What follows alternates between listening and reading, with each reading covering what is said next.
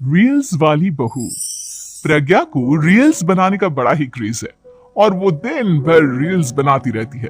खाते पीते घूमते फिरते घर में कॉलेज में रील्स बनाने के कारण प्रज्ञा पूरे कॉलेज में हाईलाइटेड है।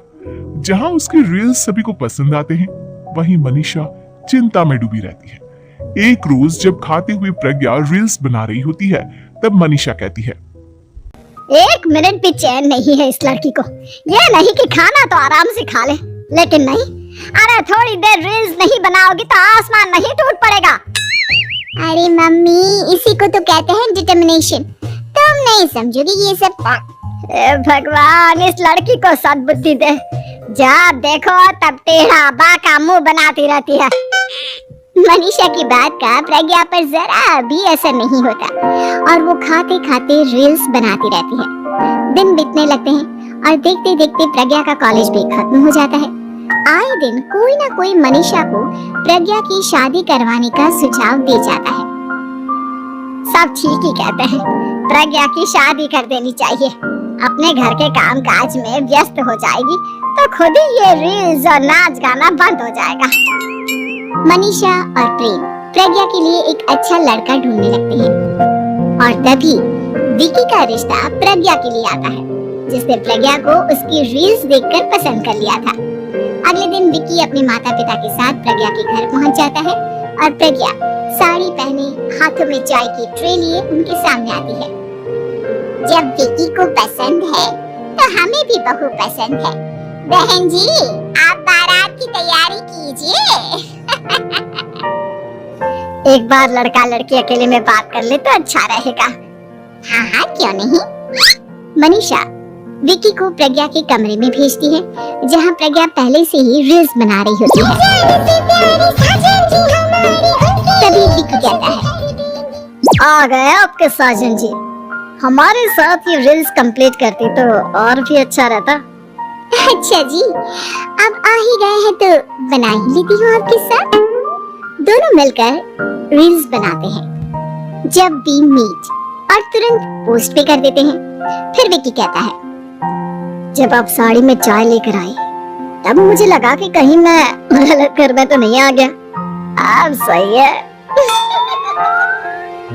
दोनों की शादी पक्की हो जाती है और शादी के दिन भी प्रज्ञा रील्स बनाने से चूकती नहीं, यहाँ तक कि बारात के समय भी नाचते हुए रील्स बनाती है।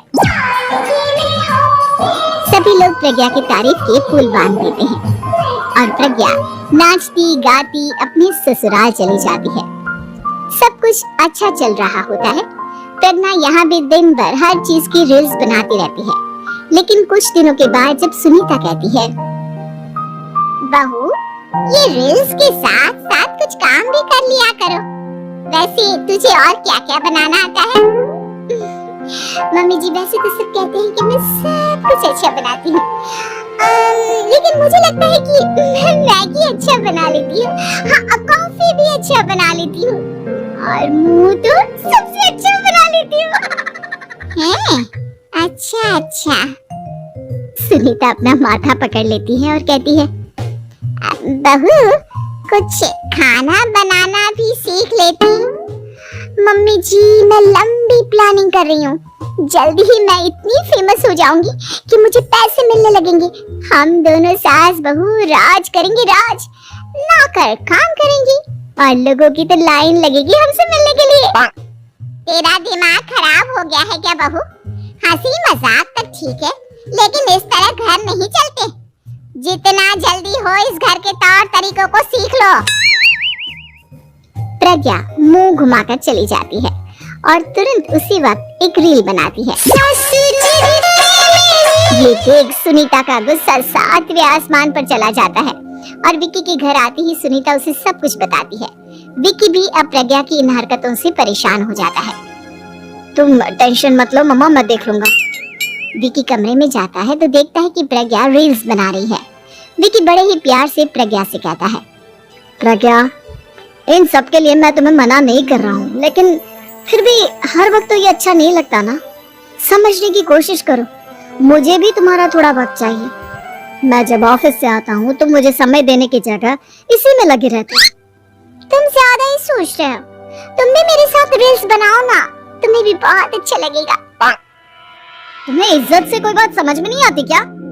दिमाग खराब हो गया है तुम्हारा इस चकाचौंध से। अगर तुमने अपना रवैया नहीं बदला तो मैं तुमसे दूर चला जाऊंगा। तुम ही रिश्ता लेकर आए थे, मुझे लड़कों की कमी नहीं थी और ना आज है। विकी दरवाजा पटक कर चला जाता है। धीरे धीरे विकी प्रज्ञा से दूर होता जाता है।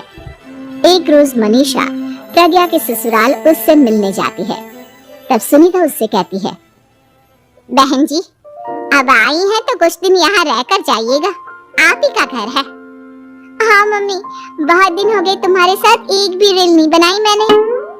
प्रज्ञा तुरंत अपने फोन में रील्स ऑन कर लेती है। ये सब मुझसे नहीं होता। तेरा ये भूत अभी तक नहीं उतरा क्या? बहन जी आप कुछ कहती नहीं क्या इसे? जब आप ही कुछ नहीं कर पाई तो मैं कर ही क्या सकती हूँ, सास तो वैसे ही बदनाम है। शाम को घर की लाइट चली जाती है और मनीषा प्रज्ञा से कहती है, मेरे घुटनों में बहुत दर्द हो रहा है, तू लाइट का कुछ इंतजाम करना बेटा। अच्छा कैंडल जला देती हूँ मम्मा। प्रज्ञा गाते हुए कैंडल जलाती है और खिड़की के पर्दे के पास रख देती है। मनीषा जिसे बहुत दर्द हो रहा है वो सो जाती है और प्रज्ञा हमेशा की तरह अपनी रील्स में लग जाती है। उधर कैंडल की वजह से पर्दा आग पकड़ लेता है और मनीषा के कमरे में आग लग जाती है। बचाओ, कोई है बचाओ। सभी भागते हैं और विकी कमरे की आग बुझाने में लग जाता है, लेकिन तब तक मनीषा आधी जल चुकी थी। मनीषा की हालत देख प्रज्ञा रोने लगती है। विकी मनीषा को तुरंत हॉस्पिटल ले जाता है और उसे एडमिट कराता है। विकी प्रज्ञा से कहता है, देख लिया ना, तुम्हारे इस नाच गाने की वजह से आज तुम्हारी माँ की जान जाते जाते रह गई। अब पता नहीं तुम और क्या चाहती हो। उधर डॉक्टर कहते हैं, इनकी हालत बहुत नाजुक है, आधे से ज्यादा जल चुकी है। प्रज्ञा रोती हुई मंदिर में जाती है और भगवान के आगे जाकर कहती है, भगवान मेरी माँ को ठीक कर दो, मैं कसम खाती हूँ हाथ से ये रील्स बनाना छोड़ दूंगी, बस मुझे मेरी माँ वापस मिल जाए। 2 दिन बीत जाते हैं और मनीषा खतरे से बाहर आ जाती है। पेशेंट अब ठीक है, आप लोग उनसे मिल सकते हो। सब कोई मनीषा से मिलता है और प्रज्ञा सबके सामने अपना फोन तोड़ देती है।